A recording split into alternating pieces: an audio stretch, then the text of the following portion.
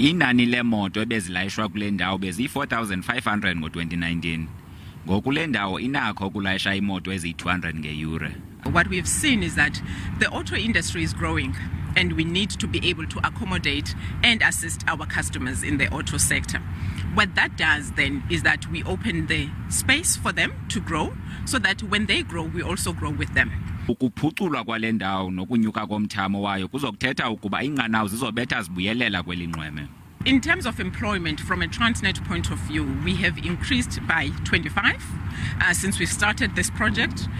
But also and above that, because we are working in collaboration, the job opportunities have also come from a stevedore point of view, which is not contracted by Transnet. So we have also seen an increase in the number of employment from a stevedore, from the shipping line point of view, as I said, because for us to be able to work efficiently, we need to make sure all the parties in the value chain play their part. So they have also employed more drivers. Ezi ziimoto eziya eEurope.